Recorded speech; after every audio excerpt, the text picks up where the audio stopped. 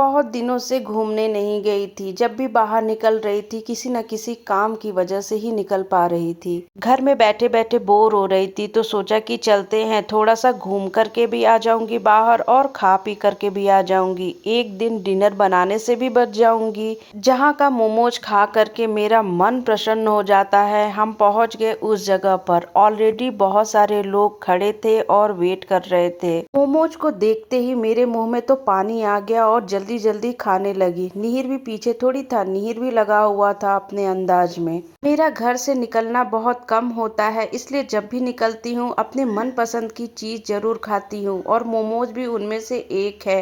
निहिर अपने पापा की गोद में बैठा हुआ था, इसलिए मैं भी आराम से स्वाद ले ले कर खा रही थी। निहिर का मुंह देखने लायक था। घर का दाल चावल बिल्कुल नहीं पसंद है और बाहर की चीजें इतनी पसंद है कि चटकारे ले ले करके खाता है। खाते खाते निहिर का तो गला ही सूख गया। फिर क्या था, मैं कॉफी शॉप से पानी लेकर के आ गई। पानी पीने के बाद निहिर फिर से चालू हो गया।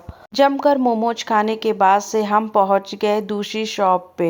दोनों ही शॉप एक दूसरे के अपोजिट डायरेक्शन में थी। यहाँ पर पहुंच करके निहिर धमा चौकड़ी मचाना शुरू कर दिया। यहाँ का cold coffee, peri peri French fry और पिज्जा मुझे बहुत पसंद है। हम जब भी आते हैं यही तीनों खाते हैं। घर का दाल चावल बिल्कुल नहीं खाया जाता है, जबरदस्ती खिलाना पड़ता है छोटा नटखट को। और इधर देखो, फ्रेंच फ्राई खिलाने की भी जरूरत नहीं है, खुद भी खा रहा है और अपने पापा को भी खिला रहा है। निहिर के रहते हुए इंटरटेनमेंट की कोई कमी नहीं रहती है। फ्रेंच फ्राई हमने अपने लिए मंगाया था, लेकिन जब देखा कि निहिर बहुत पसंद से खा रहा है तो उसको खाने दिया। और इधर हम लोग का पिज्जा आ गया तो हम दोनों पिज्जा खाने में लगे हुए थे।